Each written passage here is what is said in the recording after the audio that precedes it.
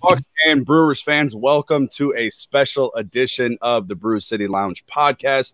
As always, thank you guys so much for tuning in to what is always seemingly a jam-packed episode. As always, I'm your host, Brandon. You can go ahead and follow me on Twitter at Brandon_Snide. You can follow the show on Facebook, on Twitter. Figuring out the Instagram game, you can follow us over there at Brew City Pod. Very excited for you guys to be tuning in. Wherever you may be listening, good morning, good afternoon, good night. I appreciate it. I am joined by two very special guests, guys that are getting into the podcasting game, two real diehard Wisconsin fans. You can follow them both. You can follow their show on Twitter at Inside Wisco Show. You can also check out InsideWisconsin.com to be able to get the latest episodes. They're apparently breaking news guys now, so every time you have a guest on the show, we have to make sure that we're tuned in. I'm joined by none other than Trevor Thomas and John Anderson. Gentlemen, good morning. Thank you guys for joining me. I really do appreciate it. How are we doing this morning? I'm great. I'm up. That's always a good start by me, man. Usually I'm a noon kind of guy. If I get up and Young and the Restless isn't on, then I am out at the crack of dawn. Yeah, one of us works on the Sports Center desk every night till like 3 in the morning, and the other one's in bed for 8 hours by then, pretty much. So it sounds. I'm with you, Trevor. It sounds kind of like me when it becomes 9 o'clock. I hate when the Brewers play on the West Coast because I'm climbing into bed when the game's getting started. But so let's talk a little bit about the Inside Wisco show. I when I saw it pop up on my Twitter feed, I got excited because it's another podcast like me. I love it. I mean, Wisconsin fans are special. Yeah, I was in the listeners of my show, they know I've been in the Army. I was in the Army for a long time. I've been all around the world, but it's different in Wisconsin, in Milwaukee, and Green Bay, in these areas. So Trevor, I'll start with you. How did kind of give me a little bit of a background how this all came to fruition? Yeah, so John and I have known each other for just over 10 years. We met in the 2009-2010 timeframe. Believe that or not, JA, it's been a while. We did some fundraising for John's charity, the John Anderson Family Charitable Foundation here in Green Bay with the Northwoods League team. And he and I have been buddies ever since. And so it was this time, actually, last year, mid-pandemic. It was just a crazy time for all of us. And I called John up and said, I have this dream to create a podcast that gives us credit for not just what we do, but who we are as people. And John said, I love it. Let's do it. And my first response was, crap. Now we got to follow through with this. Now we got a lot of work to do. JA, I mean, you're on Sports Center, you're working on ESPN, and now you're talking about your favorite teams. I mean, that's a dream job, in my opinion. Well, but he didn't tell you. So my first response to that thing is always yes, but I have to get it cleared by ESPN. So then I have a huge off ramp, right? And it's never me. I can blame it on the man. So I'm like, well, sure, of course, I'd love to do this. This will be great. And I'm thinking, and when the suits say, well, of course you can't do that. You'll be in direct competition. And then they said yes. And then I had the same thought Trevor had is, holy crap, now we got to do this thing. So, despite my best efforts to go, yeah, this will be great. I can make sure that the friendship stays intact. He doesn't get mad. And then I'll have a boss somewhere along the line that'll say, well, that's just, and then, or they were going to say, that's a great idea. And we'll call Trevor and have Stephen A. Smith do it. So in that regard, I got really lucky that both I got to do it, and I haven't been replaced by Stephen A. Smith yet. So, but I'm waiting for Trevor to push me out and do that. He's going to replace me either with Stephen A. Smith or Max Kellerman. Now he's got more time going on. So if there's a talent at ESPN that you're going to get replaced with, it is not Stephen A. Smith for a Wisconsin-based show. No. Stephen A. You don't think people would show up to bash him or to hear what he has to say? That brings our positivity right out the door. I think his comments about Milwaukee at the start of the NBA Finals, I don't think he would do too well here. Yeah, you wouldn't know. But I you know what I do. The reason I like to that you said I could talk about my favorite teams because they do come across Sports Center. Yep, and it's nice because and not just the success that's happened with the Brewers. I don't want to say recently because it's been a really good stretch even before Council got there. It's been a pretty good decade for them. And the Packers have been great here, and the Bucks, a resurgence, has all been fantastic. And I can get away on SportsCenter letting people know where I am. You can't out and out be an overt homer, but it's easier to do that than say if you're a Yankees or a Red Sox fan. And I don't mean to pick on them. I just mean that we see so much of them that when people do that, they're like, oh, great, here's another Yankee fan, here's another Red Sox fan. Or at least in Wisconsin, it's got some freshness to us that people are like, plus, who gets that mad? You're like, oh, great, the Bucks won. We seem, we're nice, but we seem like maybe we're harmless. So you can get away with a little bit. It's sort of like when I went to school in Missouri. I can get away with a little on make some joke about Missouri, like I did last night with Damian Woody. But if you go to Alabama or if you go to USC, it's a little hard to pull that off. Or you go to Texas. But now I can do that, and I can really tell people what I like about these teams and why that I am invested in them, and I have been for 50 some odd years. And so I have, unlike a lot of people, I have a lot of the accompanying pain of being a fan of these franchises. No more, no less than other people in other states. It's just that in my case, I've been like, if you're a fan of somebody for 50 years, you're going to have some spells, you're going to have some wounds, you're going to have some stitches. And I have those, unlike Trevor, who has never known a Packer quarterback that wasn't Favre or wasn't Rodgers, right? He doesn't know Jim Delgado from a hole in the wall. He never had to sit through Jerry Taggy or Blair Keel or Randy Wright or any of these other guys that torture you. I added one for you. Who you got there? Right there. Donnie Makowski. 1 year wonder. Fantastic. Number 7. I'm with Trevor. I grew up. The first game I remember was the '96 Super Bowl, like that I vividly remember. So I grew up with Favre and Rodgers. So I don't know how gray this hair is. It's great. But as I do tell Trevor, he's jealous. Look at that. That's full coverage right there. Yeah. At least I've got that. See, now I have of the Packer jerseys I own, because everybody's got to get their.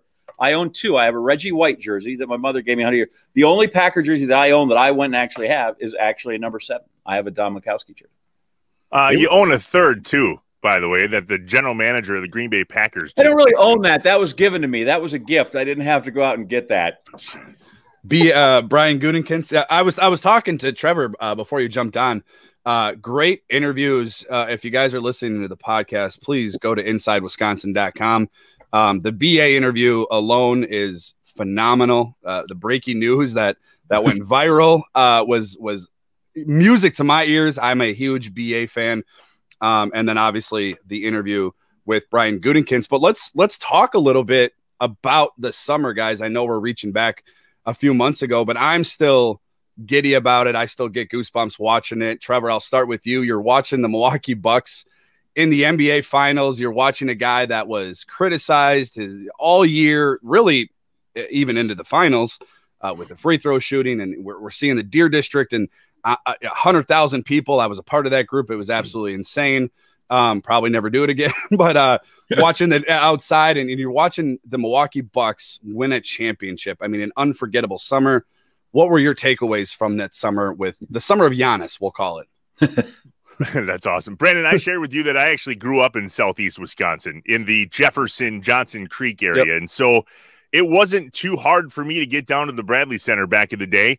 I was working for a radio station. I would get a press pass or two every once in a while. The big dog, Glenn Robinson, Sam Cassell, Ray Allen. I mean, those were the days. They were. And we could never get there, right? And so to see it happen this time, to bring a championship back for the first time in 50 years in the Deer District and all the people, I just love the story behind all of that stuff, including that big golden ball. I mean, Ben Tainai singing the national anthem from Oconomowoc. It's just, it was so Wisconsin. It was. And that was probably the best part of it, right? It was the Bucks. I love that Giannis said, we did it the hard way. I could have went and joined one of those superstar teams, but I didn't want to do that. That meant everything to me as a fan for my entire life. Yeah, it's special. I had Ben Tainai on the podcast about a week after the championship, and he had some pretty cool stories regarding kind of the behind the scenes with that championship. John, I'll go to you. You know, you're like you said, a little older, not much, a little older than. No, I'm older, and it's okay. I'm fine with that. I'm totally like who I am. I'm 56. I have gray hair. I'm all right with that. That's fine. So I had I spoke before the playoffs actually started. I spoke to John McLaughlin. So we did a. Yeah, I love John McLaughlin with the Mac Fund. Just absolutely awesome work. But when I talked to him, spoke to him about the 1971 championship team, getting back to the finals in 74. Then they had a little bit of a stretch in the 80s. And then, like Trevor alluded to, they were, the early 2000s. Your thoughts on the summer of Giannis? I mean, seeing a quarter of the city come together in the Deer District, winning a championship, after a tumultuous exit in the bubble last summer. Right. Your thoughts? Yeah. And I watched it, and it sounds horrible. Like I was kind of named her. Like I was watching it at 10 a.m. in the morning in Tokyo, which I just, for whatever reason, it's hard to muster up more enthusiasm at 10 a.m. than it is at 9. I don't know why that is when it happened. It was awesome for me to watch, just because so often we get into this big market and we're guilty of it. We sell the stars, which means every night I have to sell LeBron, who's great. And every night I have to see KD. And to see one of the smaller franchises, one that is not perhaps as glamorous, was meaningful. And Trevor talks about the people you mentioned, Trevor, and George Karl used to work for us, and I used to get pissed off at him and said, "Don't forget when you brought in Anthony Mason, you ruined my team, because you were really close." And then we brought in Mace, and we went, and I've known Mace since he was in the CBA. Like, that's how old I am. I covered him in Tulsa. He was a Tulsa fast breaker. So I dig Mace, but they brought him in and ruined the whole dynamic. But for somebody like me who goes back, and the guys that I first remember were Marcus Johnson and were Sidney Moncrief, and even guys that were the foundation of the franchise I loved when I was a kid were all that came over in the Kareem trade. David Myers and Brian Winters and Junior Bridgman, all those guys, like great teams. And like Nelly, every time they were awesome. And if they played today, they'd all win championships. You go back and look at them, and okay, well, we got to run against 6 Hall of Famers that are on the Celtics, or 4 Hall of Famers that were the Sixers, and you ran into these guys and you got clocked. So it was nice to have a team and finally get there and celebrate that championship. And unlike you guys, my first recollection of the Bucks is I can still vividly remember watching them lose Game 7 in their last appearance to the Celtics. Because now I'm a 7, 8-year-old kid, right? And so you're starting to get in that wheelhouse of everything you remember. So I love when the attention sort of comes our way, not just for our teams, but I like the reflection of the state. And I like the fact that sometimes we break out of that mold of, hey, here's people that wear cheese on their head, right? And I get that's nice to have some identifiable thing, but sometimes we come off looking bumpkinish, right? And we're not. We're just good people. We support our fans, where we wear cheese. Yes, Yankee fans sit in right field as the bleacher creatures and they cuss people out. I like to think our way is a little different, even if you want to say we're kind of, bumpkins and whatever, but I'll take it. And so it was unique. It was great to see that. I agree that it was nice that we had a guy that we built a franchise around and it worked. Because think about it, what they did with Giannis was the same thing they did when they drafted Giannis. Yep. And that didn't work. Yep. And the fact that this did was really satisfying. I've been on so during the playoffs I did post-game shows because local radio out here in Milwaukee area, they didn't have the post-game show. So I said, I'll do it on my own. And a couple games after those in the net series in the second round, I had, Brooklyn fans and Milwaukee fans coming at me. I tell everybody, and I tell my kids, I'm a dad of three smaller kids. I love Giannis, and I mean this wholeheartedly. I love Giannis like I love them. I defend Giannis. I've never met him, Trevor. Never met him. He doesn't know me. But I love that guy more than any athlete I've ever rooted for. And that includes growing up as a diehard Brett Favre fan. So when I talk about Giannis, I defend him like he's my family, and I'll shoot over to you, Trevor. When I say Giannis, when I say that name now, obviously he's a champion. He's an MVP. He's a defensive player of the year. He's the most improved player. He's completely changed his life in the new book out there, Giannis. You can check that out as well. I had Mir and Fader on a couple weeks ago. And when I say Giannis, what do you think he means to not only the city of Milwaukee now, but the state of Wisconsin? Yeah. So that's just it, right? Believe it or not, as a fan, the first thing I don't think about is basketball, believe it or not. Like, he just bought into the Brewers, right? He went to the state fair with his family. he showed up at a wrestling match at the Fiserv, I believe. The guy is Wisconsin. I mean, he tweeted out the other day, that he played table tennis for the first time, and that how amazing it was. Like, this guy is just, he feels like he's one of us, doesn't he? I mean, he really soaks up Wisconsin. Don't get me wrong. Hell of a basketball player. But when you say Giannis, I truly think Wisconsin superfan, because he loves us just as much as we love him. And that is so cool. Seeing him in a Brewer jersey the other day, well, it was about a couple weeks ago when they had that crazy comeback win. I believe it was against the Cardinals, and seeing him with the Brewer jersey on, with the hat on, and celebrating a Brewers win like I was in my living room just means so much more. He's so genuine. John, when I say Giannis, has he overtaken Wisconsin? Is he above Aaron Rodgers now? Well, that's there are two things that, in listening to that I would say. And one is, yeah, when I think of him, I think, okay, that's the most popular player in the state right now. That's saying something when for a long time, you know, the backup long snapper was probably more popular than any Milwaukee Buck, and that's even when they had good players. Yeah, that's or fair. say, you know, I always joke about that with the Cowboys, right? You got Dirk Nowitzki, and he was Hall of Famer, one of the seminal players of his generation, and people would still go, right, but how's Cowboy long snapper? Is he okay? How's the up back? That's what I really want to know.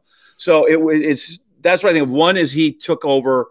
Right now, he holds sort of the mantle of best player, most important and most beloved player in the state, which is great. Which is hard to do over any Packer, let alone Aaron Rodgers, Brett Favre, whoever. The other part, and I'll harken back to what you had, Brandon, is about your kids.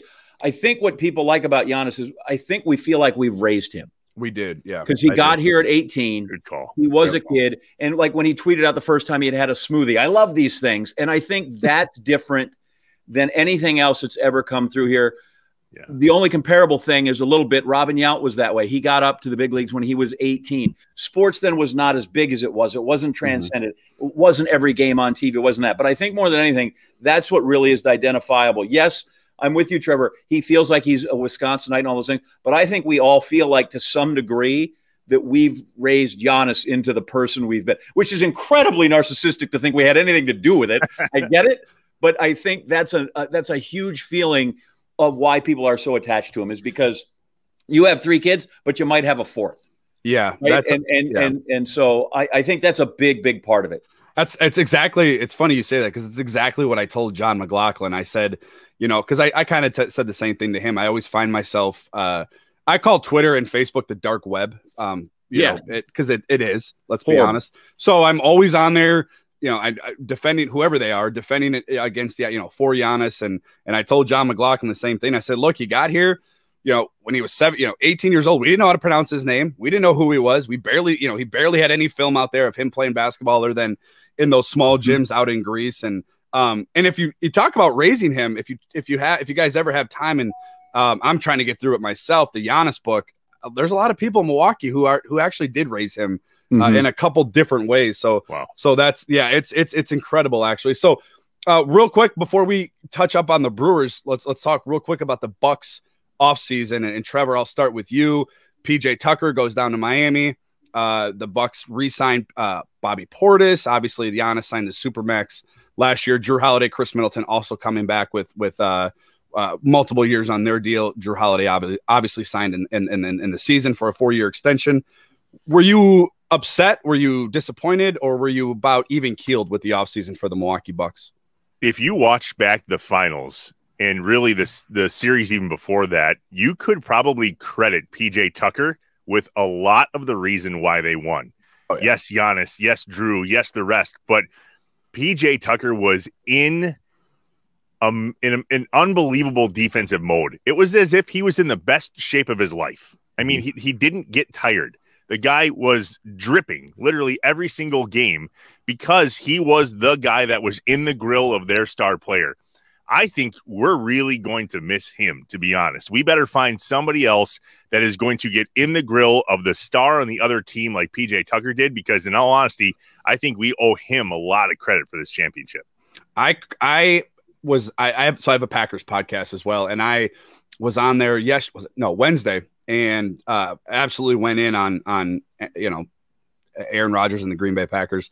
And I said, they don't have a dog. Like there's nobody on the Packers team. And I know we're not talking about the Packers, but it's in reference to what Trevor is saying about PJ Tucker. There's no PJ Tucker on the Packers. You know, there's PJ Tucker on the Brewers. You know, they're full of dogs. You know, the mentality there is anybody steps up. And you're right. I don't think they beat Brooklyn without PJ Tucker. Now we could have a conversation that PJ Tucker's, you know, finals performance wasn't, you know, Devin Booker averaged 36 points. That's whatever. But he single-handedly wore Kevin Durant out. John, you're looking at the offseason for the Milwaukee Bucks. Were you upset about the offseason? I was a little bit upset because I wanted PJ back. I thought he was, you know, like Wisconsin fans, we love, there's that one guy that we just always stick with, and no matter how bad or good they are, and we ride with them. What were your thoughts on the Bucks offseason? Yeah, listen, some of that is I get that he wore him out, but he wore him out after he'd scored 48 points.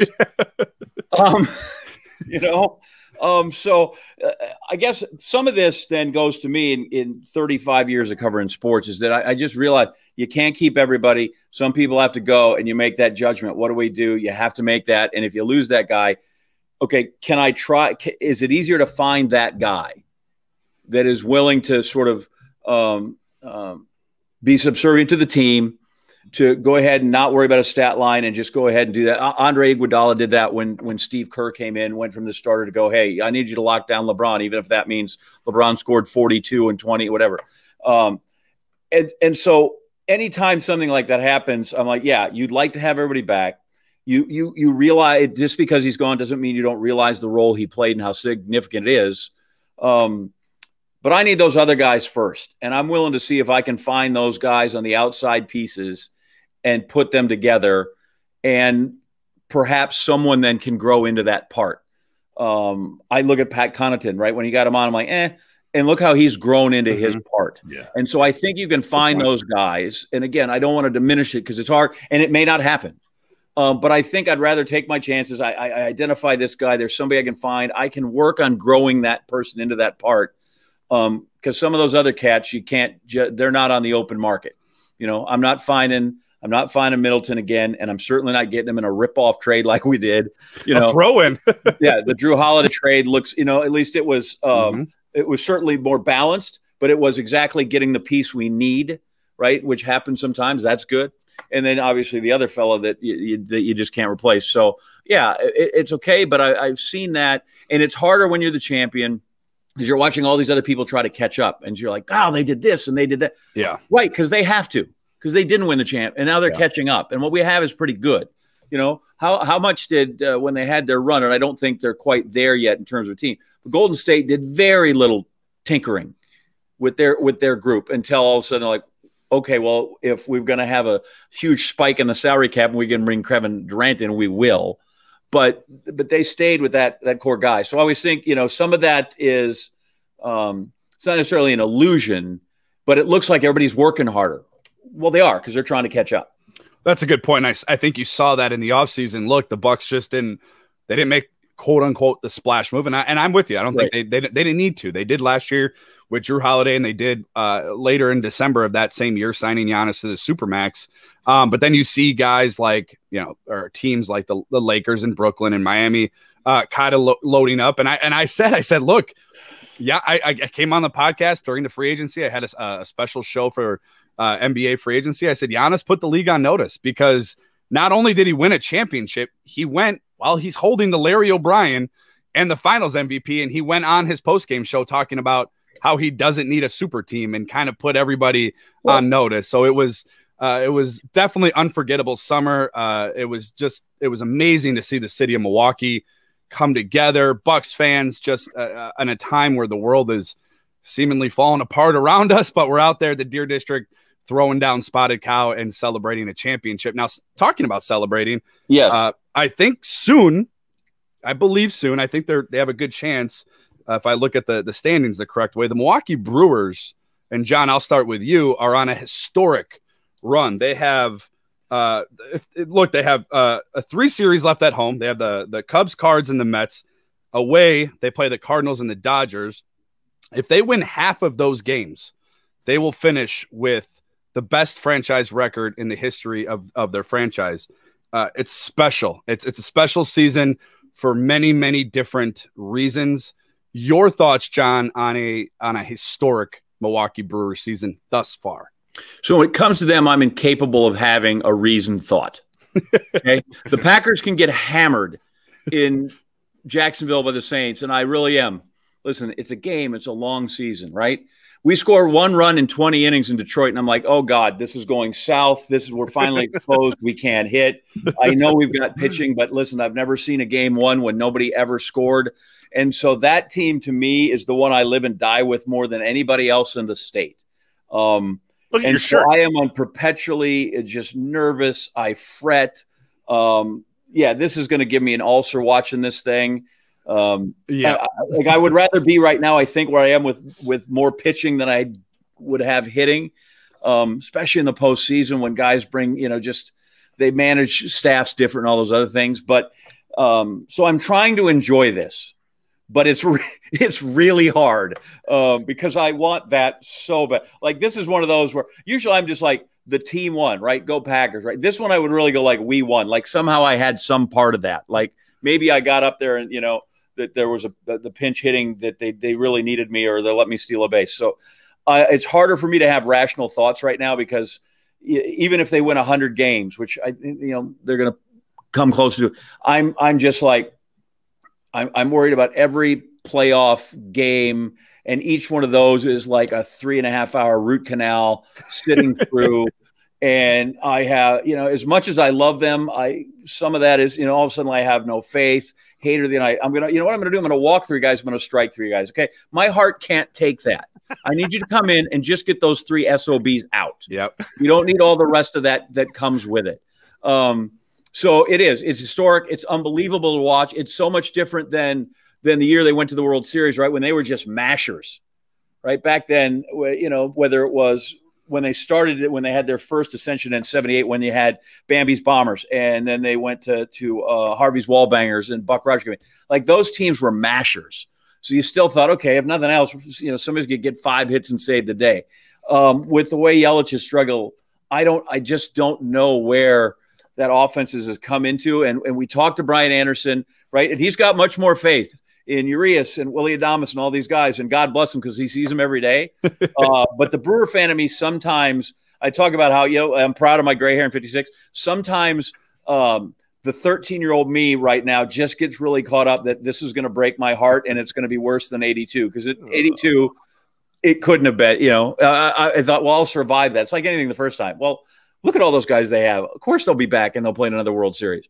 So, it's a fantastic ride. I'm trying to enjoy it every day, and it's killing me. I'm not gonna lie, it's killing me. So yeah, you're like me. I live and die pitch by pitch, and doesn't matter, if they got a 12.5 game lead in the NL Central. It doesn't matter if they're going to clinch. I'm like you. Go ahead. Right. Because like I said, okay, the Packers have lost 1.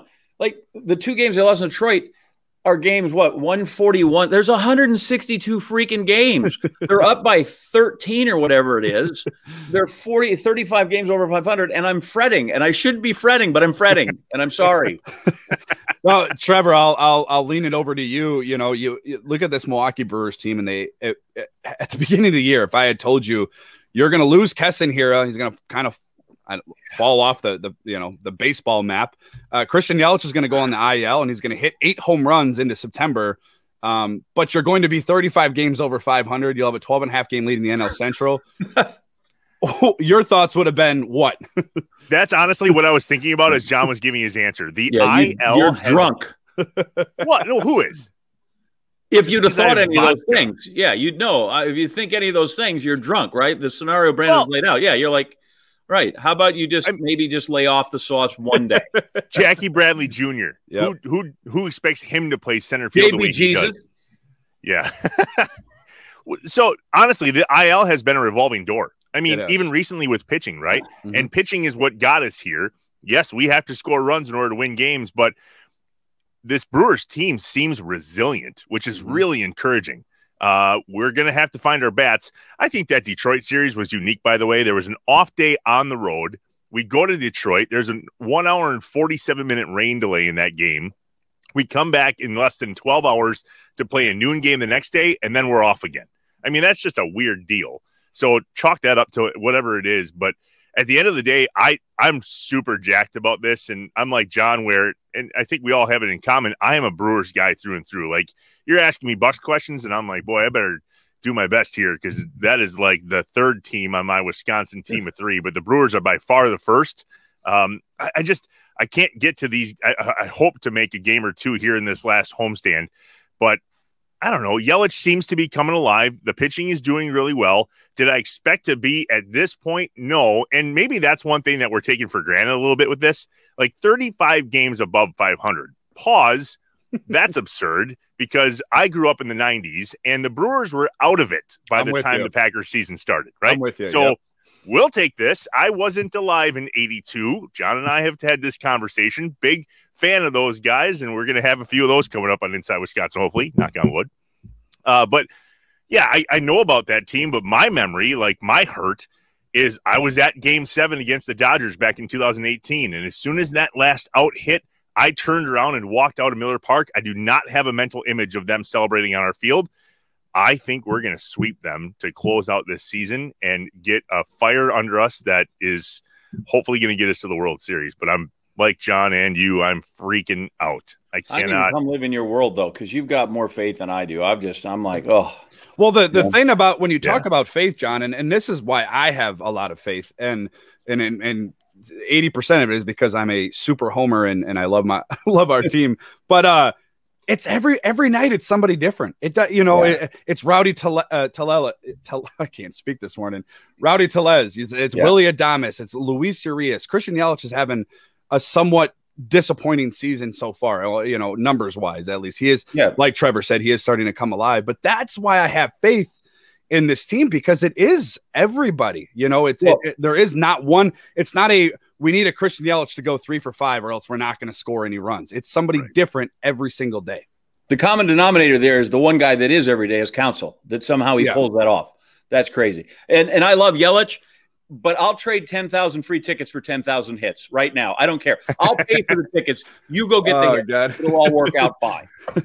So I'll go to John here with this, because he has, Trevor, he has a little bit more of a Brewers experience. I'm with you. I grew up in the 90s and we didn't have much to celebrate up until 2008, which, real quick, for a backstory, the first year of my life that the Brewers went to the playoffs, I was getting screamed at boot camp in the Army. So I missed the celebration that year. That's okay. I'll celebrate this year. Thanks for your service. I appreciate it. John, when I ask you, when I say these words, Corbin Burns, Brandon Woodruff, Freddie Peralta, the back end of Josh Hader, Devin Williams, you throw Boxberger in there. Is this the best starting pitching and back end bullpen in the Milwaukee Brewers franchise history? Yeah, I think so. Again, part of that was they had good pitchers when they were really good, when they went to the World Series. Vukovich was a great pitcher. Mike Caldwell was a real stalwart for many, many years when he came through there. Guys like that. And then some of the guys that kind of before and after him, guys I remember, like a great forkballer named Billy Travers was on the staff, and Jim Slayton, who was really sort of one of the original Brewer guys that was there forever. Moose Haas, some of these guys, and they were really good at a time when power hitters hit 30 a year and 35, and that was a great deal. Mm-hmm. But they weren't like these cats that struck out 13 in a game. And I realize now guys strike out more, but the idea that you can strike out 13 and 14 and walk 1 is really amazing. So I think, and the Brewers are unique now. Before, right, the transformation they've had of the last couple of times they've been in the playoffs, where literally you had one time and maybe halfway through the batting order the second time, and all of a sudden now Counsell's pushing buttons in the second and third inning. Yep. Then now he doesn't have to do that till the 5th or 6th or even 7th that he can do that is amazing. Yeah. So I don't think there's any question that, even though, because Vukovich won a Cy Young and Raleigh Fingers, God, would we love to have him. Gosh, would we love to have Raleigh Fingers in the 1982 World Series instead of Pete Ladd. These are all real players, by the way, Trevor. You don't have to go look them up. These are actual players. I have Raleigh Fingers right here. Yeah, show me your Pete Ladd bobblehead, and then I'll believe that you're not just a guy that's a headline guy. So they had guys, you know. But Fingers was a Cy Young winner and an MVP, and Vukovic was that way.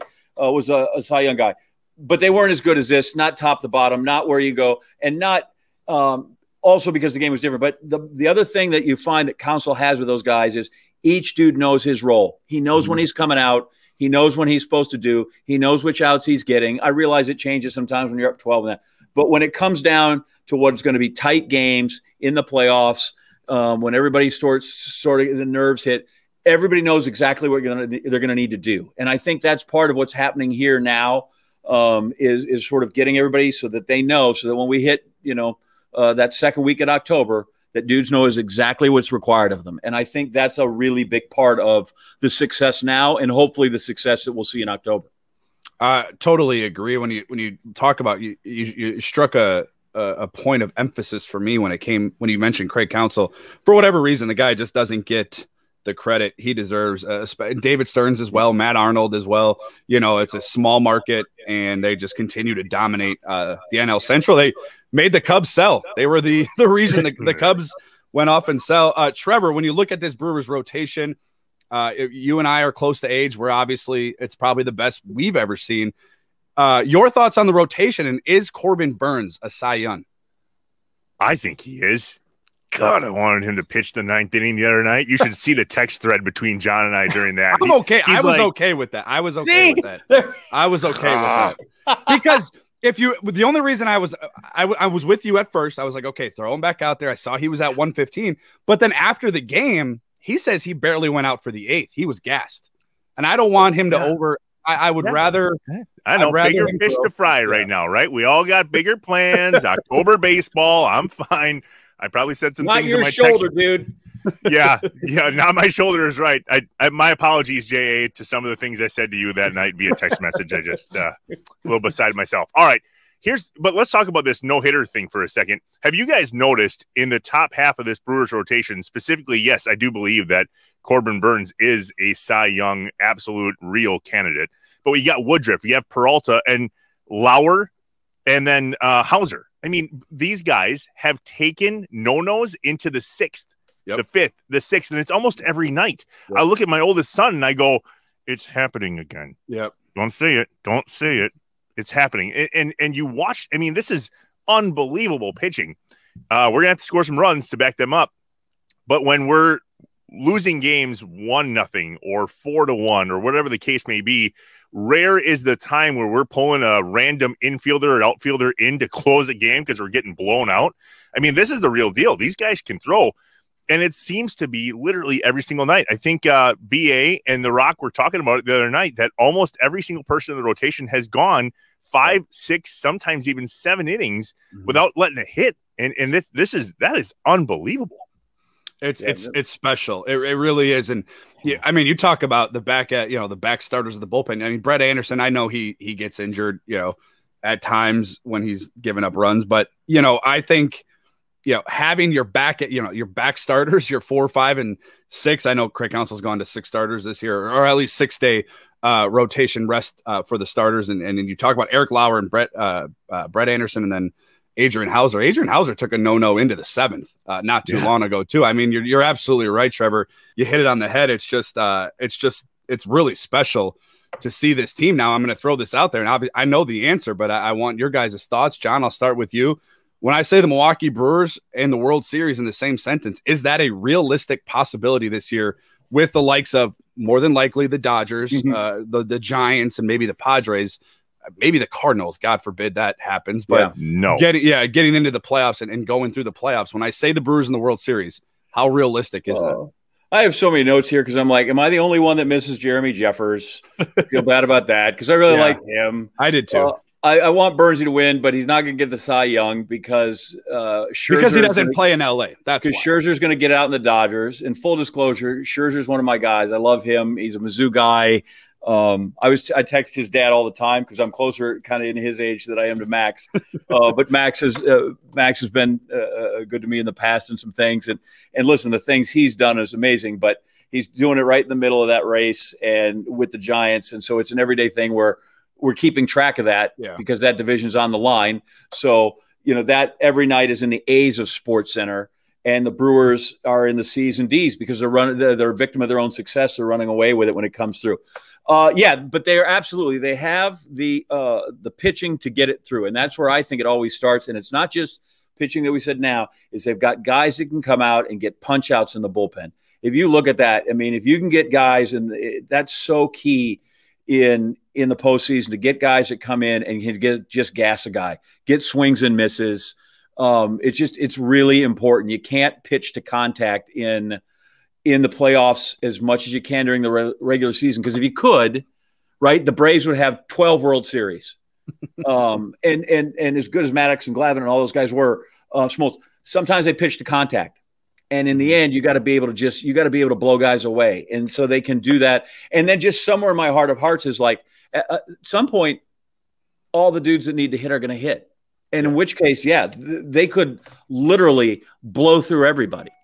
That said, what happens if the Cardinals come out? Wainwright's 40. He's trying to quit. He's so good that he's going to have to come back next year. He gets out there, and let's say he locks up whoever is the second place team in that NL West, whether it's a 40-game over 500 Dodgers or a 40-game over, and now they're gone, right? Mm-hmm. So one of those teams is going to be gone. We don't have to worry about them maybe, because then they're going to play each other. Mm-hmm. Right, that comes in the first. So one of those teams is gone. As much as you're like, wow, both the Dodgers and Giants are great, you're not going to have to play both of them. So you're going to get through one of those, which is helpful. Mm-hmm. But it is scary when you get through any of that, because as much as they want to say, 7 games, it's a long series. It's really not, man. If you can get to 4, and you look at the pitchers that the Dodgers can line up and the pitchers the Giants can line up, and so those times, it could be really difficult. But why not us? There is no reason that they are not built to win that. I believe that a few years ago that they were good enough to do that. I believe that if against the Phillies, if the stupid Brian knew the umpire's name, if he calls strike 3 instead of the ball, and then the guy hits the ball out of the park, changes the whole complexion of the series. So, they're never going to be the betting favorite with those people. Mm-hmm. But I think, as a strict baseball favorite, I don't think it's homerism. I don't think it's wishful thinking to go, no, they have every bit of chance to take them out as anybody else that comes through there. I fully believe that. Max Scherzer, by the way, 3 degrees of cheese, J.A. Do you know he played in the Northwoods League here in Wisconsin, Lacrosse Loggers? I do remember that. I do recall that. Yeah. The Dodgers and the Nats pay better. Yeah. just a hair. Trevor, looking at this Milwaukee Brewers team, 89 and 57 right now, a comfortable lead there. The magic number is 5. I think they clinch that hopefully by the end of the weekend, if not into next week for sure. We got to get you out to a game because when I say Brewers and World Series, your thoughts are what? I freak out. I absolutely freak. I am. I do. This is my thing. Baseball is my thing. The Brewers are my thing. Like John said on our podcast, that who buys all that stuff when they say order your World Series gear, your blank is the world champions. Who does that? John goes, we will. I will. I take all my money. I will buy all of it. I think maybe it's because I grew up so close to County Stadium. Mm-hmm. I mean, my love of this whole announcing, broadcasting thing started with Bob Betts. I went to Brewers games when I was a kid, and I had binoculars, and I was watching that public address announcer do his gig. I was looking for Euchre. You know what I mean? Like, I grew up in that ballpark. Some of my best memories are at County Stadium and watching Miller Park get built. I would absolutely lose it. And I really do think, to John's point, that there's a good chance. Like, it's easy for all of us to be the homers and dissect the team. But I'd like to think, you guys, maybe you'll agree, that our road trip out to San Francisco and finishing that 4-game set against them at 3-1, it's kind of like when you golf with somebody that sucks, you kind of golf sucky, right? But when you play with people that are good and you go out and play with the Giants and you win, I mean, they up their game out there. Losing 2 against Detroit, whatever. I've played with really good golfers, and for some reason, I feel better about my game. Watching the Brewers go out to San Francisco and take 3 out of the 4, I was like, okay. And I think we're going to see a little bit of that when we finish off the season at the Dodgers. But I really do think if it all comes together at one time, we have 16 games left in the regular season. You watch. Yelly is going to get hot. Kane's going to stay more like in his 30s instead of his 60s when he walks and runs. I mean, he just looks – John said that in the past. Yeah, he does. Every time he runs, he's 30, walks like he's 65. Yeah. But I don't know. I would lose it. I mean, it's exciting to think about. I've asked John this question in the past too. If you could choose a Super Bowl, another NBA championship, or a Brewers World Series, what would you pick? And it's absolutely a World Series for me. I know it is for JA, and clearly, Brandon, you're probably right along there with us, man. I'd run out of money in my savings account going to World Series games. I'll put it that way. Yeah, I'm to be honest with you, and if on my Packers podcast, I'm sick of what's happening up in at 1265, primarily around 12. I'm kind of over the whole thing up there, but we are going to wrap up the show. Before we go, I do want to ask real quick, and I'm crunching for time here. Ryan Braun officially announced his retirement. John, I'll start with you real quick. How will you remember Ryan Braun? Yeah, it's hard because I don't know that, at least in my mind, that I can get away from the steroid thing. Listen, he was a great player. He was really, as much as Fielder was in there, and it was great. Like, he was, to me, he was the standard on the team. He was the guy. That was the star. Prince matched him for a while, but he's the A player, right, in your group.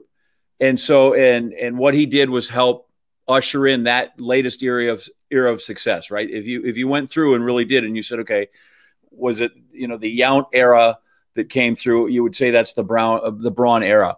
But I am just so troubled by the fact, and again, I don't honestly, to some degree, I don't begrudge guys and where that was, and the climate that it was, and the environment that was out there. And the money to be made. It's easy to sit here in the middle of Connecticut in a nice house in a suburban family and go, well, I would never do that, right? Because it's easy to make that moral judgment. You weren't in there every day facing these guys and knowing what that is. I just hate the way that it played out, and that he went through the Courier and he went through the lot. And I get it. It's hard to come off the lie. It's hard to do that for any athlete. Barry Bonds still hadn't really come off the lie. Right. And that to me affects me more than anything else with Bonds. Is like, just come off it. And maybe I can work. So I'm building back. He came off it. He's tried to, he's apologized. He's tried to make his penance. So I give him credit for that. And it's nice. And listen, I think he was a really good player before. I don't think his numbers may have been inflated, but I don't think it made a difference. I go back to that. If you go through the steroid era, I think if you took them all away, the best players would still have been the best players. I don't have any question at all that those top-end guys still would have been the top-end guys. But for the lack of a better phrase, to me, that'll always be a little asterisk against his name. And I don't know why, because, listen, I just watched the Mets thing we did on Once Upon a Time in Queens. And Keith Hernandez was very open about, listen, yeah, I did the cocaine, I had the drug thing. And yet somehow that little asterisk doesn't go by his name. And like we say it and it's a part of it, but somehow that's not, I mean, what kind of world are we in? That's not as damaging. Hey, yeah, I did coke a lot. Then I took, an HGH or whatever. So it's really a hard thing. It's there.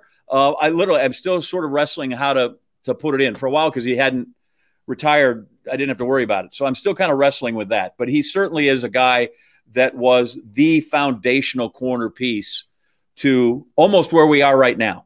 If he doesn't come along, we don't grab him out of Miami, and he does that, I don't know that we're here talking about the team that's 30 games over 500. I totally agree. And Trevor, I won't speak for you. I'll kind of speak for me real fast. He's kind of like my Robin Yount. We saw him, in the minor leagues grow up into, I remember where I was, as a kid, when he got called up to the big leagues. And he's always been my favorite player. I know the steroid issue is definitely going to be an asterisk. Trevor, your thoughts on Ryan Braun retirement? How will you remember Ryan Braun? I was 26 years old when the Brewers hit the playoffs for the first time. And that started and ended with Ryan Braun. So 08 doesn't happen. To John's point, we're not here, I don't think, with Christian Yelich and this team, unless Ryan Braun paves the way. 2008 was really special. As a huge Brewers fan, when we do what we did that year, we take the NL Central, we're in the playoffs for the first time in my lifetime. I get it. The person has his things, and the player literally, I believe, changed this organization because we were on one hell of a slide. And that is what it is. I mean, I remember Yount. I remember Yount's 3,000th hit. Watching Brawny do what he did for the Brewers to put him back on the map. And honestly, he was used as a chip, if you will, to bring some pretty good players into Milwaukee. I think that really set us up for success, even back in the 08, 2009, 2010, 11 timeframe. I mean, there were some guys. CC Sabathia is not a Milwaukee Brewer without Ryan Braun. You can't discredit what he was able to do for the organization. I'll remember him as a guy that hit a lot of bombs, was super fun to watch. And hopefully, to John's point, when you own it and you do everything you can now to repair that image, off into the sunset he can go. Yeah, and to your point, Trevor, I agree with you. I don't know if does Christian Yelich sign that deal without Ryan Braun in his ear. That, I mean, we don't know. They're best friends off the field. It's a realistic possibility. And then seeing Christian Yelich sign that deal, and obviously Ryan Braun was on the team at the time, so we'll see. But that'll do it for the time. I could talk to you guys for another 5 hours, but I know people got places to go, people to see. That'll do it for today's show. Like I said at the beginning of the show, I'm joined by John Anderson and Trevor Thomas. Please check out their podcast. You can follow them on Twitter at Inside Wisco Show. You can go on InsideWisconsin.com. They got all their episodes up there. You guys are available wherever podcasts are offered. I'm assuming you're on all major platforms. Just absolutely grateful for you guys to come on the show. I absolutely appreciate your time. I know schedules get crazy, but thank you guys so much for joining me today. That'll do it for the show. Don't forget to subscribe wherever you may get your podcasts. The Brew City Podcast is available wherever you get your podcasts. Until next time, that'll do it. Gentlemen, any final thoughts before we leave? Pleasure. Thanks for having us. I'll check with legal because I noticed we had some ESPN calls on the front of this with the highlights. Just want to make sure that's all on the up and up. We're good. We're good. I'm gonna play the outro video. You want to make sure we're good on this one too. Anytime. Hey, we'll come. I'd love to come back whenever you'll have us. Thanks. I appreciate you. Cheers, guys. Brandon. Thank we'll you see so much. Have a good one.